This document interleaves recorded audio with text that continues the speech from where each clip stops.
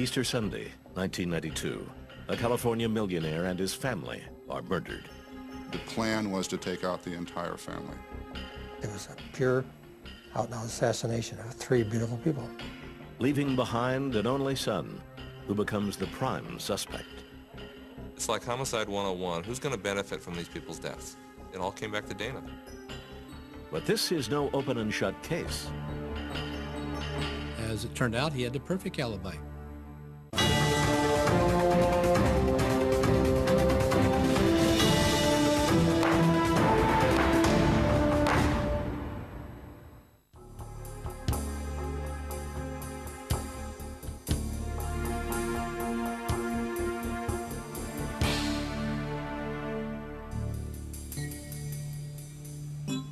On California's northern coast, about 70 miles south of San Francisco, lie the Pajaro Dunes. Along the beach are dozens of homes with dramatic views of the Pacific Ocean. One of them belonged to 59-year-old Dale Ewell, a self-made millionaire who owned an airplane dealership in Fresno. He liked to escape to the coast with his family on weekends and holidays. It was a great place for relaxation, great place for writing poetry, if you did such a thing, or for thinking about life. In April 1992, Dale spent Easter weekend at the beach with his wife of 30 years, Glee Ewell, and their two children, 24-year-old daughter Tiffany and 21-year-old son Dana. 2 days later, on Tuesday, April 21st, a house cleaning crew arrived at the Ewell family home in Fresno.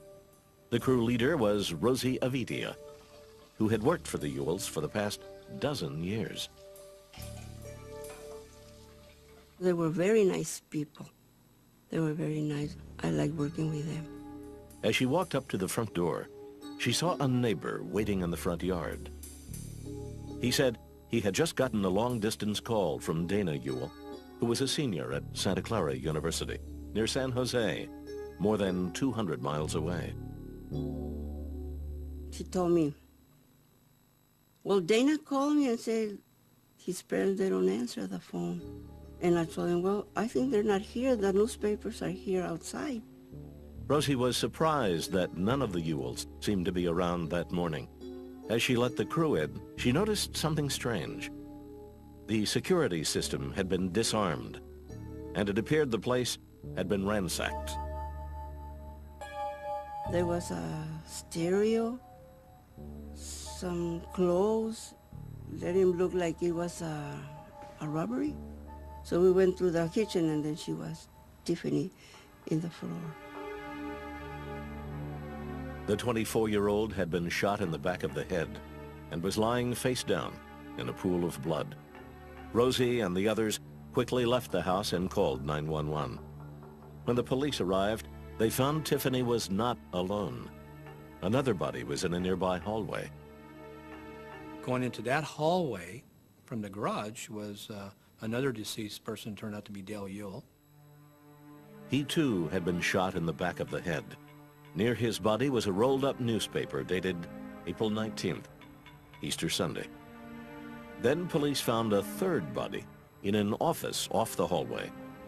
57-year-old Glee Ewell, Dale's wife. She had been shot multiple times, it appeared. She was with one of her hands draped up over her head like she was trying to shield herself. We believed that she had seen Tiffany get shot and started running. Investigators found no sign of forced entry, no suspicious fingerprints, and no other trace evidence. And while there were all the superficial indications of a burglary, something about the crime scene struck detectives as strange. I was a burglary detective prior to being a homicide detective, and I've never seen a house to this degree of ransack, and it was kind of an overkill. There were sheets, bed sheets set out. On the sheets were things like cassette tapes, things of very little value. The police concluded the burglary had been staged, an attempt by the killer or killers to hide the actual motive. But why would the Ewells be targeted for a professional hit? Detectives hope to find some answers from the sole survivor of the family, Dana Ewell. After being contacted at school by investigators, the 21-year-old flew to Fresno that afternoon for an interview. It was a sympathetic, what I call a sympathetic interview. It was like, who would do this and why would someone do this to your family? During the taped interview, Ewell sat stiffly in his chair, displaying little emotion, matter-of-factly answering questions. I still don't know how any of this happened or how my family died or anything of that nature. It's just that they're dead, it's all right. Detective John Souza was struck by Ewell's composure. It was amazing, his demeanor and lack of any sorrow of any sort, just strictly business. Do you know of any reason why anybody would want your family dead? Nothing that That attitude continued the next day when Fresno detectives walked Ewell through the crime scene. He casually pointed out that his father's Browning 9mm gun was missing. The empty gun bag and ammunition were laid out in his parents' bedroom. The theft of the gun seemed to fit the murder. The victims had been shot with 9mm bullets. But Dana Ewell didn't seem to be affected by his family's violent end. He literally stepped right where his mom had died, and it did not faze him a bit. The only things that concerned him was what were taken out of his house. He wanted an itemized list. At first, the detective tried to rationalize Ewell's odd behavior. I said, well, you could be in shock. Everyone's different. But this guy here was by far the most unusual person I've ever met in 28 years. Fellow investigator Chris Curtis was immediately suspicious. When Dana came and walked through the crime scene, I said, that kid's dirty. His whole attitude, you could just tell this kid's dirty for some reason. The detectives would soon discover that Dana Ewell had millions of reasons to murder his wealthy father and the rest of his family. But he also had something else, an airtight alibi. In April 1992, the city of Fresno, California was shocked by a triple murder in the quiet, affluent neighborhood of Sunnyside. Millionaire Dale Ewell, his wife Glee, and their daughter Tiffany were found shot to death in their home. They were survived by the family's only son, Dana. This was a big event for the city of Fresno. The wealth of the people, they were very well known. Police and family members believed the Ewells had been ambushed early Easter Sunday evening when they returned from a weekend at their beach house. It was a pure, out-and-out assassination of three beautiful people. The question was who had killed the Ewells and why? Investigators began looking into the family background for clues. What they found was an American success story with what appeared to be a shocking twist. Dale Ewell grew up on a farm in northeastern Ohio, the second oldest of 5 children. Dale loved flying and joined the Air Force to become a pilot. While stationed in Phoenix, Arizona, he met and began dating Glee Mitchell, a vivacious college student from Chicago. Everybody liked her. She was the most likable person I think I ever met. Dale and Glee married in 1961 and settled in Fresno, California. Dale acquired a small airplane dealership and quickly built a fortune. He was a great salesman. He'd barnstorm into farmers' fields and sell them on the 200 mile an hour and the wind in your face and the glamour of it. He sold a lot of airplanes. He was making as much as $30,000 per airplane in the 1960s. Dale Ewell was a shrewd, tough businessman. He bought hundreds of acres of farmland in the Fresno area and also invested in stocks and bonds. His wife Glee was active in the community, doing public service and charity work. She doted on her 2 children, Tiffany, born in 1967, and Dana, born in 1971. They were always always happy, always talking to each other, and no fights, no nothing. Not even with Dana and Tiffany. Both children attended Fresno's private Catholic high school, San Joaquin Memorial. Michael Poindexter was Dana Ewell's best friend. I went to his house quite a bit. His parents were really nice. His mom was one of the nicest people I ever knew. Dana was a straight-A student, but tended to flaunt his family's wealth. He'd wear expensive suits and sometimes take a limo to school. To Dana, it seemed money and image were everything. He was Mr. Businessman. All he wanted to do was, become some, world-famous billionaire tycoon. He let you know that right away.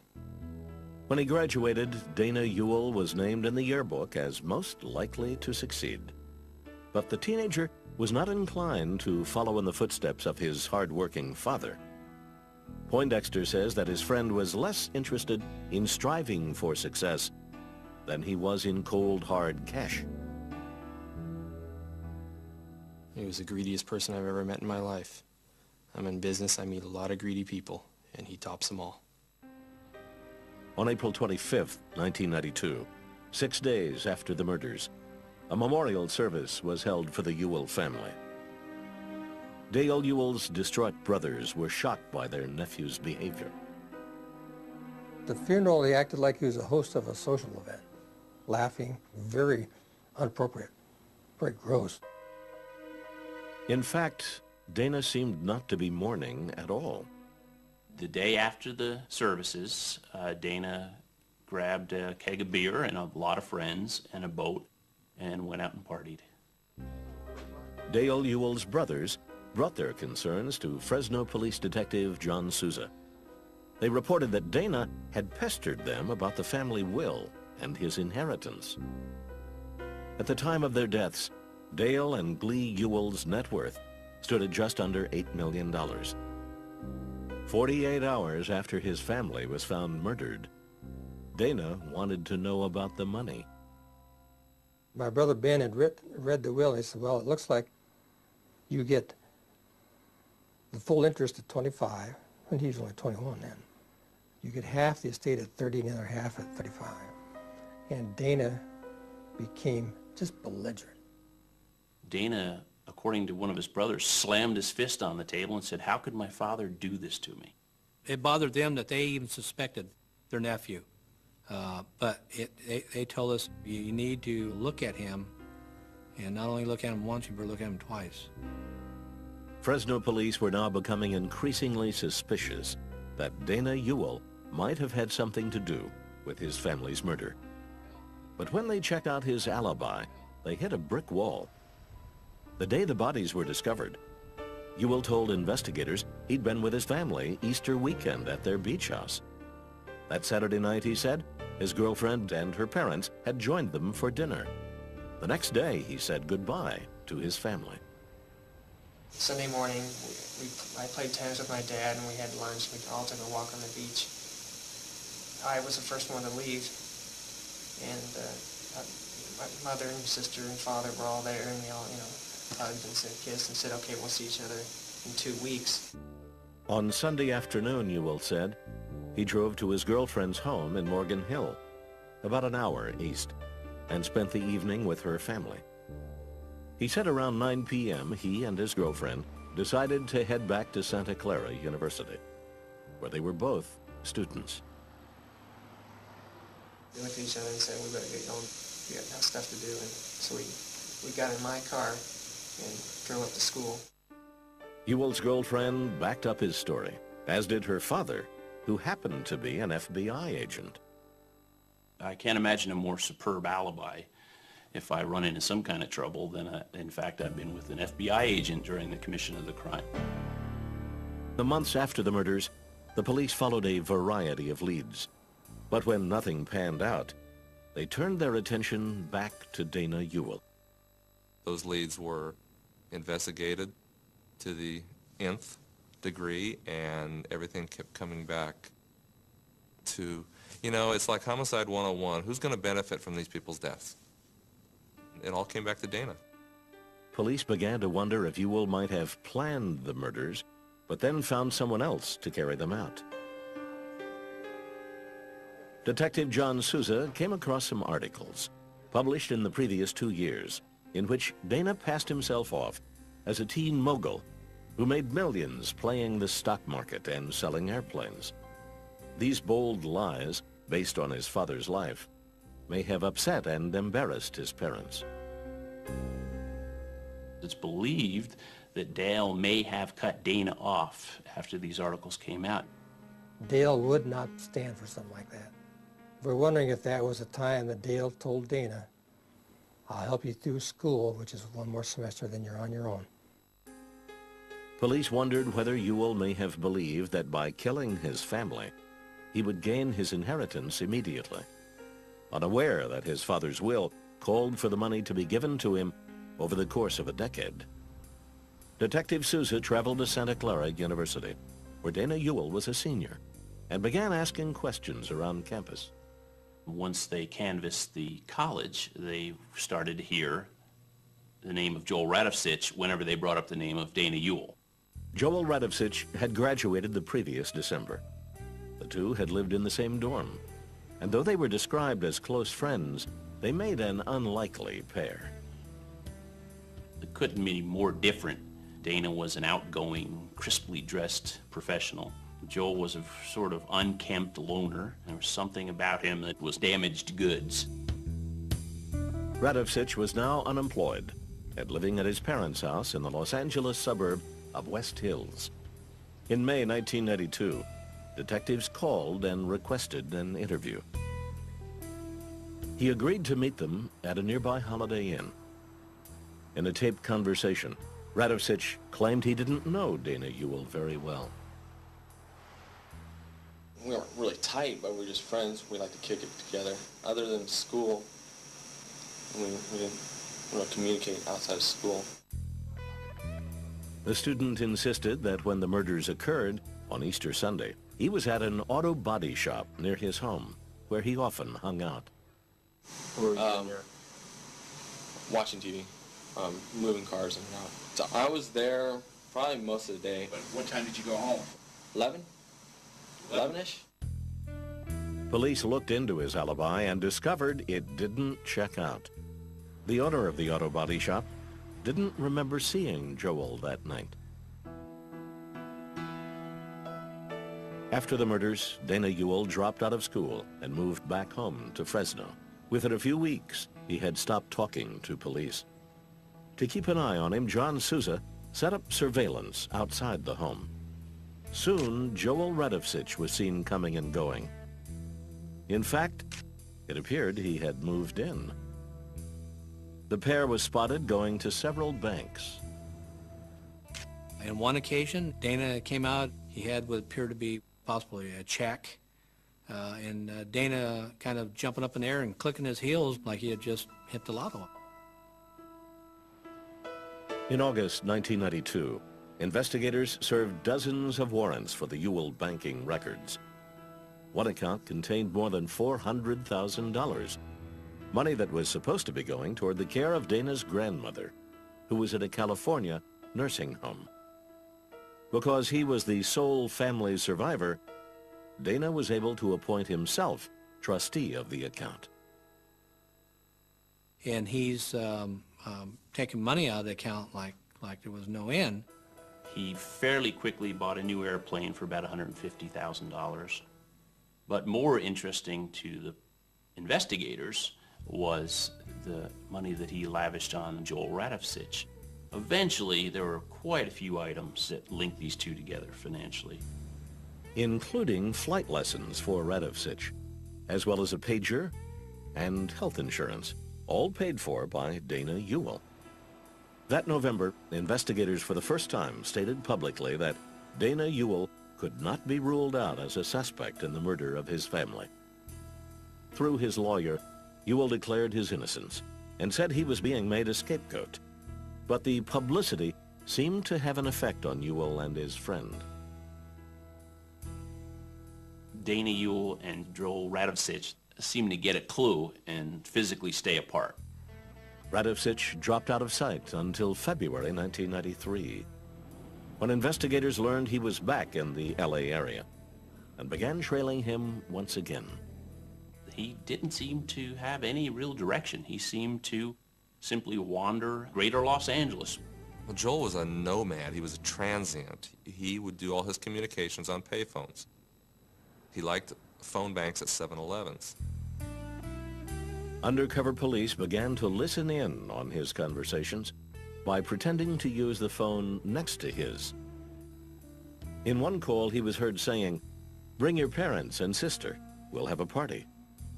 Detective Souza wondered if this was a cold-hearted reference to the Ewells. In another call, he said he wanted money.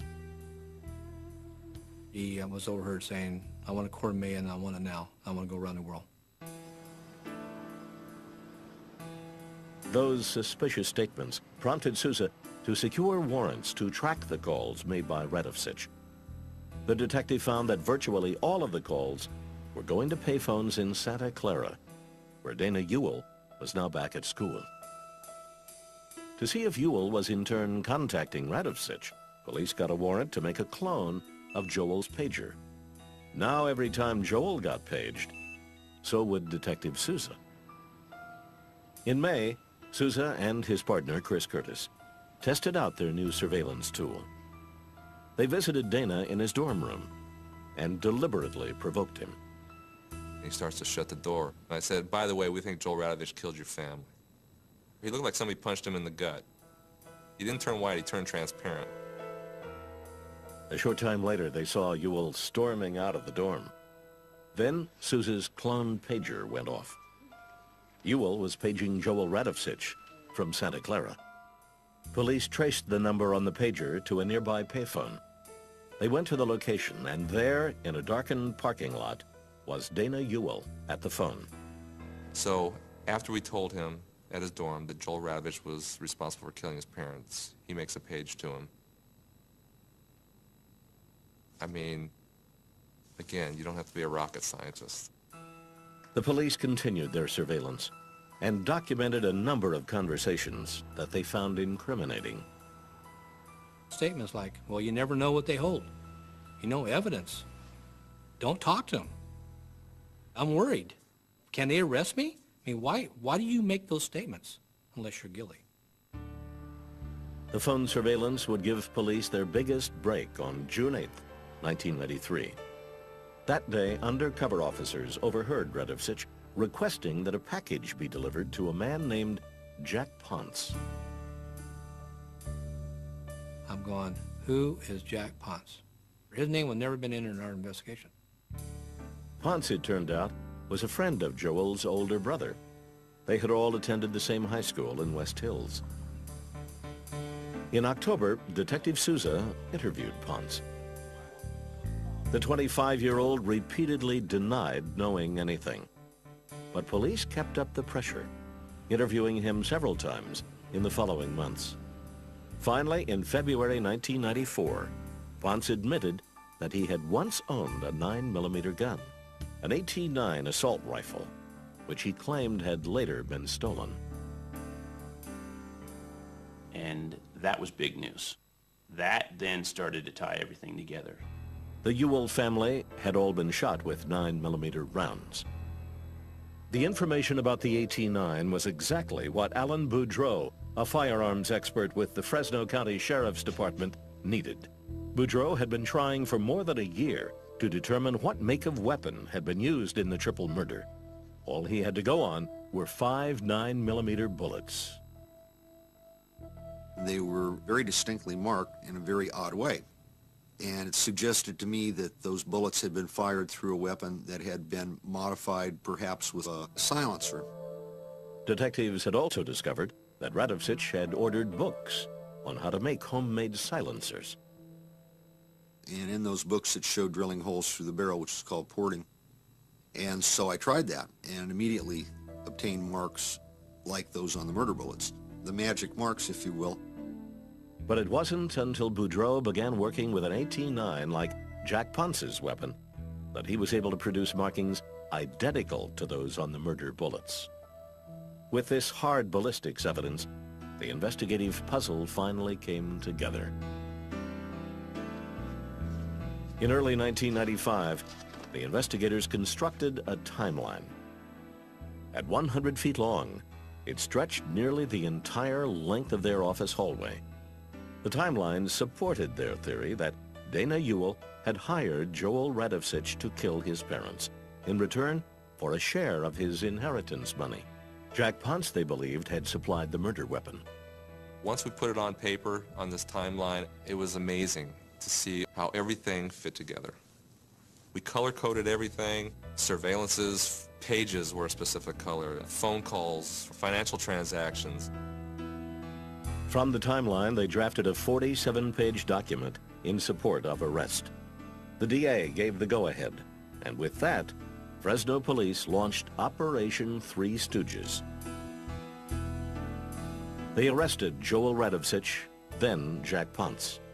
Finally, on March 4th, 1995, after a 3-year investigation, police took Dana Ewell into custody. All 3 suspects were charged with first-degree murder. In early March 1995, after a 3-year investigation, 24-year-old Dana Ewell of Fresno, California, was charged in the murder of his father, Dale, his mother, Glee, and his sister, Tiffany. Ewell was accused of masterminding the murder plot and hiring a college classmate, 24-year-old Joel Radovsich, to carry it out. A friend of Radovsich's, Jack Ponce, was also charged with murder for supplying the 9mm weapon used in the killings. Ponce quickly cut a deal with authorities. He sat down with Fresno detectives and gave a complete confession. Jack Ponce brought forth 2 pieces of information. One, that Joel had confessed to him, giving him details of the murders, which only the murderer would know. And 2, that he knew where the barrel of the murder weapon was. Ponce led police to a vacant lot in the Los Angeles suburb of Reseda. We started digging around, and there was the barrel.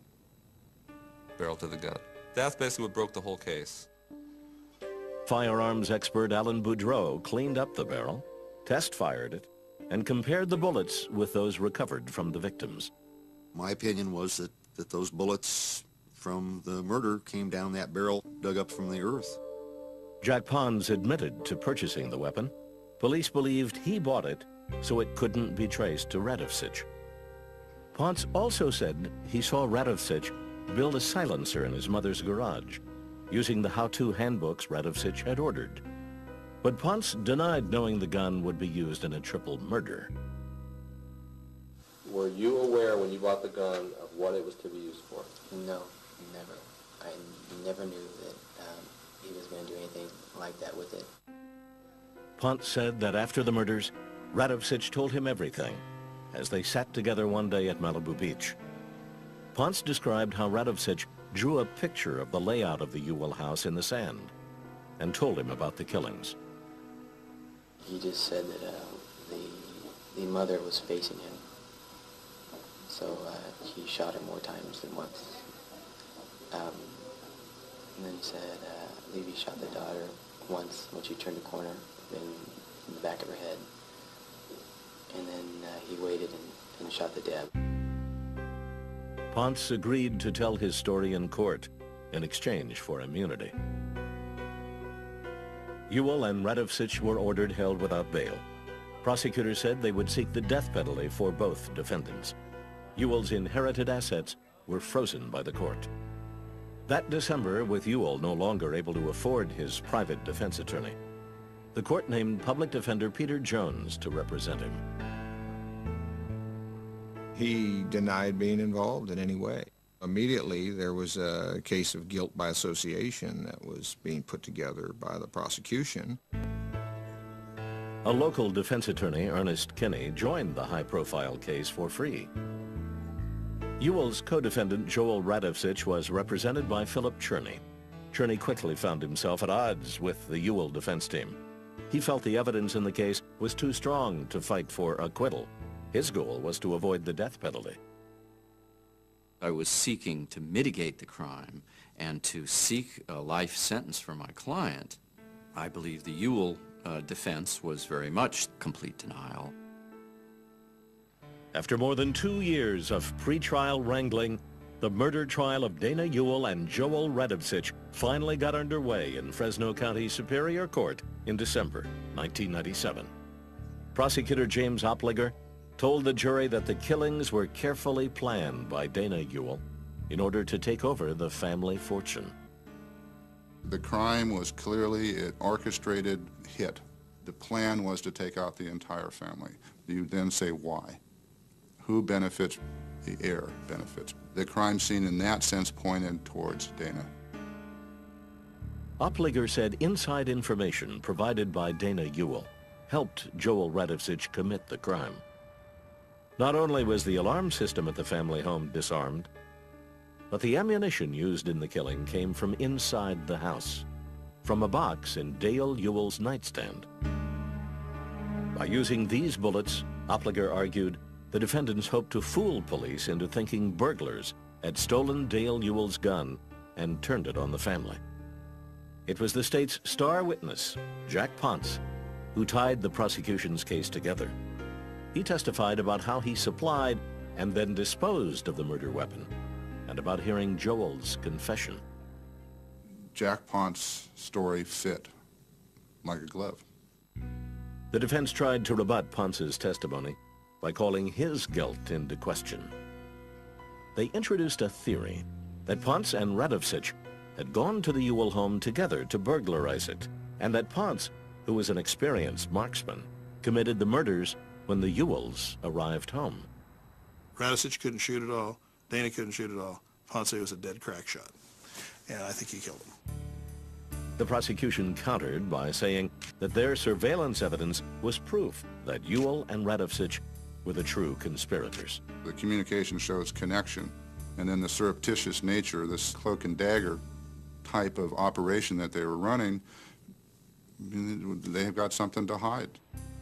The defense claimed Ewell had been advised by his lawyer at the time to use payphones because he was under investigation.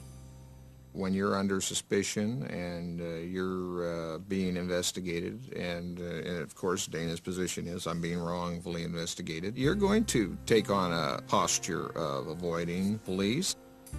But there were also the financial links between the two.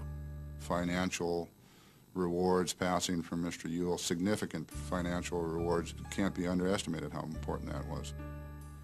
Joel Radovsich had received close to $100,000 in the year following the murders. Money, the prosecution said, that was payment for the killings.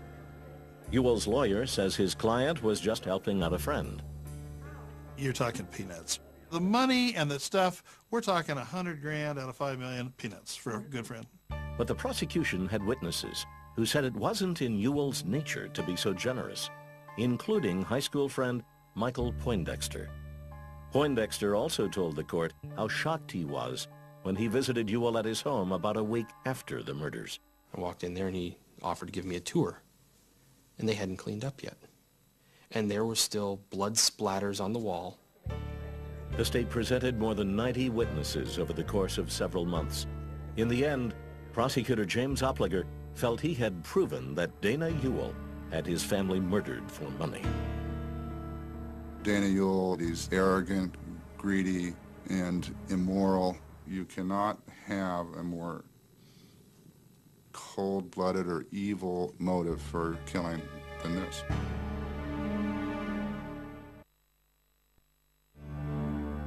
On April 28, 1998, the triple murder trial of Dana Ewell and Joel Radovsich ended in Fresno, California. After 4 months of testimony, the jury of 7 men and 5 women started their deliberations with no clear consensus. About a day and a half, just everybody just kind of saying what they had to say, saying what they couldn't say. People were arguing more about whether Joel could have had anything to do with it than Dana.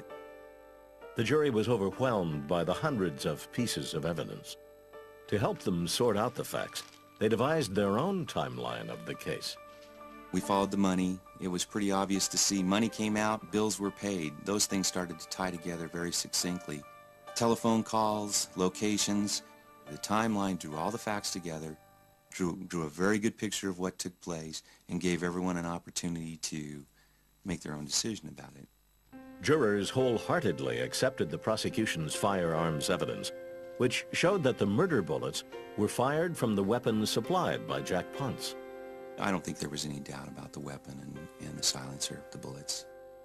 But the jury also felt Ponce himself was lying and may have been more involved with the murders than he let on. Jurors tossed out Ponce's testimony and didn't use it in their deliberations. For most of the jury, it was the timeline that helped clear up any lingering doubts.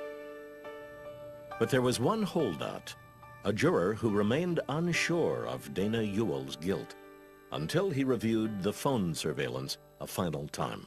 You could kind of see him go down in his chair and say, yep, and he changed. After 11 days of deliberations, the jury found Dana Ewell and Joel Radovsich guilty of first-degree murder in the killings of Dale, Glee, and Tiffany Ewell. Lead investigator John Sousa wept at the verdict. He'd been on the case from the beginning, for 6 years, and was overwhelmed by conflicting emotions. Obviously elated at the fact that found him guilty, but very sad because my first vision was Tiffany Ewell.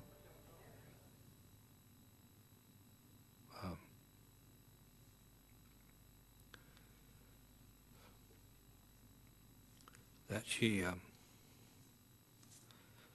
had the misfortune to have a brother as she had. After finding Ewell and Radovsich guilty, the jury had to decide if they should be sentenced to death. During the trial, Ewell's attorneys had strongly proclaimed their client's innocence. The attorney for Joel Radovsich, Philip Cherney, had been more concerned about saving his client's life. Now, in the sentencing phase, he presented powerful testimony about Joel's psychological problems. This is a very damaged person. He was unable to connect with anyone emotionally on any sort of mature level. Cherney said Radovsich suffered from a schizoid personality disorder caused by an emotionally abusive father. Joel is someone who I think was deeply hurt early on in his life and never recovered from it. The Radovsich's parish priest was Father Chris Ponette. He testified that for many years, he was deeply concerned for Joel and his 6 brothers and sisters. I began to perceive as a sense of anger and frustration and violence that the children were experiencing at home. That was a concern for me for all the rest of my years. Father Ponette told the court about meeting with Radovsich after he was found guilty. He accepted that he was guilty. He accepted that he participated, and he accepted that this has caused pain, and he was sorrowful for that, and he apologized for that. For 3 days, the jury struggled over the sentence. Finally, after voting 10-2 for the death penalty for Joel Radovsich and 11-1 for Ewell, they were forced to tell Judge Frank Creed that they could not reach a unanimous decision for either defendant. Under California law, this meant the death penalty could not be imposed. On July 20th, 1998, Judge Creed handed down the harshest sentence he could for both convicted murderers. It is the judgment of this court that you be committed to a California state prison for the rest of your life without possibility of parole. At his sentencing, Dana Ewell spoke out publicly for the first time. He read a statement professing his innocence and declaring a deep love for his family. I love my family with all my heart and soul. We were so very close and happy and content. I only wish that I could get up and walk away from here, and that my mother and my father and my sister would be waiting for me, and we could be together again forever. Dana Ewell and Joel Radovsich are each serving 3 consecutive life sentences. Ewell is doing his time in California's Corcoran prison, which houses some of the state's most violent criminals. He works prison jobs, like clearing tables in the cafeteria, stripped of all his rights to any family inheritance. Danny Ewell had many gifts. He was intelligent, he had his family, he was secure, all of those things which apparently he threw away. The worst of crimes, killing your own family for financial gain. He did such a dastardly thing. He changed so many lives. He took so many lives.